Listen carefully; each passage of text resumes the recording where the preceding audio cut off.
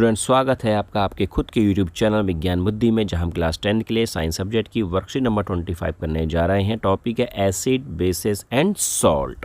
वही टॉपिक जो चल रहा है उसके अंदर सब टॉपिक चल रहा है crystals contain water of crystallisation.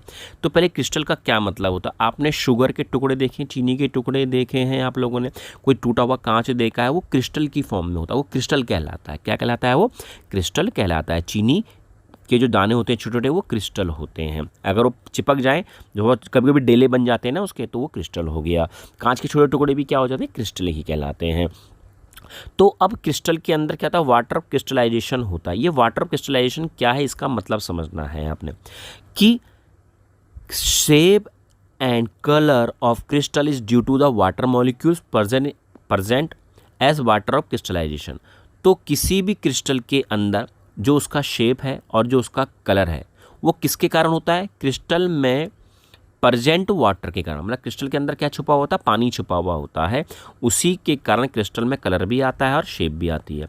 और इसी क्रिस्टल के अंदर जो पानी मौजूद होता है, उसी को हम क्या बोलते हैं? Water of crystallization. Water of crystallization, क्योंकि पानी छुपा हुआ क्रिस्टल के अंदर, तो क्रिस्टल का पानी हो गया। क्लियर हो गया स्टूडेंट्स? चलो जी। पर हमको ये पता कैसे चलेगा कि किसी भी क्रिस्टल के अंदर वाटर मौजूद है?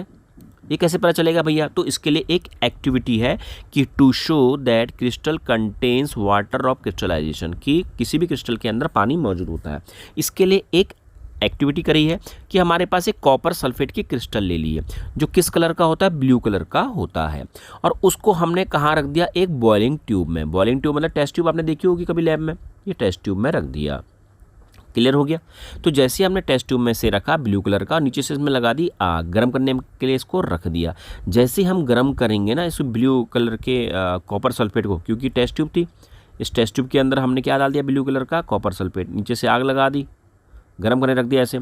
तो जो ब्लू कलर का ये था आपका क्या? कॉपर सल्फेट, इसका ब्लू कलर क्या हो गया? गायब हो जाएगा गर्म करने पर। क्या हो जाएगा? ब्लू कलर गायब हो जाएगा। और टेस्ट ट्यूब के आगे पानी की बूंदें, वाटर ड्रॉपलेट्स यहाँ पर चिपकी हुई मिलेंगी। क्या मिलेंगी? वाटर ड्रॉपलेट्स चिपकी हुई मिलेंगी। तो यहाँ पर लिखा हुआ भी है कि इट, जब हम गर्म करते हैं उसको, तो it will be observe that blue colour of the crystals vanishes, मतलब खत्म हो गया, ब्लू कलर गायब हो गया। And water droplets are notice on the walls of the boiling tube. और बॉइलिंग ट्यूब के चारों ओर आपको क्या दिखाई दी? पानी की बूंदें दिखाई दी। तो इसका मतलब क्या था कि इसमें जो पानी था वो गर्म होकर आगे ऊपर चला गया, भाप बन गया होगा। भाप मतलब वेपर बन गई होगी।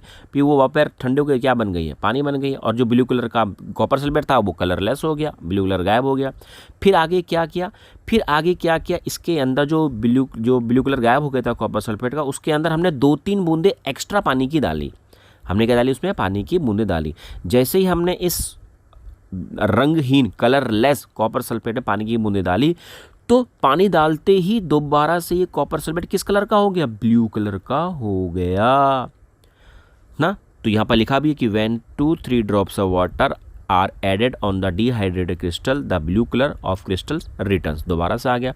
तो इस एक्टिविटी से यह शो हुआ, यह सिद्ध हुआ कि copper sulphate crystals contain water of crystallization. तो उससे यह सिद्ध हो गया, यह प्रूव हो गया कि भैया कॉपर सल्फेट के क्रिस्टल में क्या होता है? पानी होता है, और उसी कारण उसका रंग नीला होता है, ब्लू कलर का होता है। क्लियर हो गया? अच्छा जी। तो अब हमको ये सब पता चल चुका है भैया कि क्या होता है। तो अब कॉपर सल्फेट के फॉर्मूला होता है कॉपर सल्फेट, पर जब इसमें पानी के मॉलिक्यूल आ जाते हैं ना, तो वो H2O इस तरीके से आते हैं, 5 H2O। 5 को बोला जाता है पेंटा। क्या बोला जाता है? पेंटा। और जो पानी के मॉलिक्यूल चिपक गए ना, उसको बोला जाता है हाइड्रेट। क्या बोला जाता है? हाइड्रेट। तो उसका नाम क्या हो गया? कॉपर सल्फेट पेंटा, क्योंकि गिनती को भी काउंटिंग जो 5 नंबर उसको कहना पड़ेगा पेंटा। और H2O क्या बोलेंगे? हाइड्रेट। तो कॉपर सल्फेट पेंटा हाइड्रेट। अच्छा, एक कॉपर सल्फेट के अंदर पानी के कितने मॉलिक्यूल हैं? 5 मॉलिक्यूल होते हैं। ये आपने याद रखना है। क्लियर? अच्छा जी, आगे चलते हैं। जरा सी यार इसकी इंक चेंज करें, मज़ा नहीं आ रहा है इस इंक में। यहाँ देखो, अब जैसे कॉपर सल्फेट के अंदर पानी के मॉलिक्यूल थे, जब पानी के मॉलिक्यूल आए थे उसे हाइड्रेट बोला जाता है। क्या बोला जाता है? उसे हाइड्रेट। ऐसे ही वॉशिंग सोडा है। वॉशिंग सोडा का फॉर्मूला है सोडियम कार्बोनेट। पर इसमें पानी के कितने मॉलिक्यूल होते हैं? 10। कितने मॉलिक्यूल है पानी के? 10। पानी का फॉर्मूला H2O। 10 को क्या बोला जाता है, डेका, क्या बोला जाता है, डेका। और पानी के मॉलिक्यूल जो जुड़ जाते हैं उसको बोलते हैं हाइड्रेट, तो लिया गया डेका हाइड्रेट। तो सोडियम कार्बोनेट डेकाहाइड्रेट ये केमिकल नेम हो गया, ये केमिकल फार्मूला हो गया, और इसका जनरल नाम हो गया वाशिंग सोडा का। तो आपसे पेपर में पूछता है कि वाशिंग सोडा का केमिकल नेम बताओ और इसका केमिकल फार्मूला लिखो। इसी तरीके से जिप्सम होता है, जिप्सम का फॉर्म होता है कैल्शियम सल्फेट, पर इसके अंदर टोटल कितने पानी के मॉलिक्यूल होते हैं, 2। कितने पानी के मॉलिक्यूल में, 2 H2O है ना, 2 को बोला जाता है डाई, क्या बोला जाता है, डाई। तो क्या हो गया, कैल्शियम सल्फेट डाई हाइड्रेट, क्योंकि पानी के मॉलिक्यूल को हाइड्रेट बोलते हैं। फिर इसमें भी क्वेश्चन पूछा जाएगा कि भैया जिप्सम का केमिकल नेम बताओ और केमिकल फार्मूला लिखो। क्लियर हो गया। अच्छा जी, अब आपने सुना होगा पीओपी, प्लास्टर ऑफ पेरिस बोला जाता है, शॉर्ट में उसे बोला जाता है पीओपी। पीओपी आपने सुना है भैया, पुट्टी करने के काम आता है ना, वो है पीओपी, प्लास्टर ऑफ पेरिस, क्योंकि पेरिस में बना था ये, तो इसलिए नाम इसका क्या हो गया, पेरिस का प्लास्टर।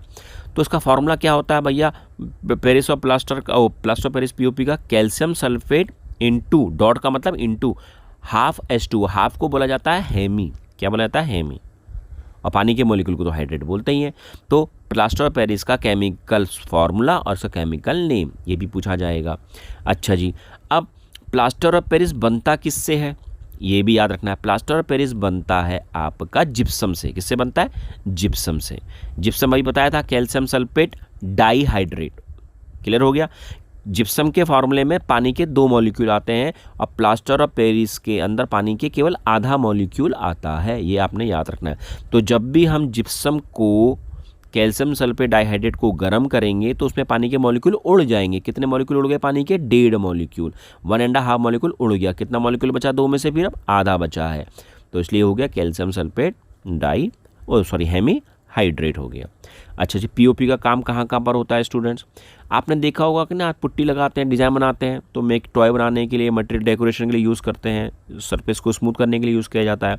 इसके अलावा आप जब किसी का हाथ पैर टूट जाते हैं उसमें क्या लगाते हैं, प्लास्टर लगाते हैं। देखो प्लास्टर लगाना है यहाँ पर, तो प्लास्टर में क्या होता है, वो पीओपी मिली हुई होती है, और वही पीओपी सूखने के बाद जिप्सम बन जाती है। लगाते हैं हम पीओपी है, और बाद में क्या बन जाती है, वो सूख होकर जिप्सम हार्ड बन जाती है एकदम। क्लियर हो गया।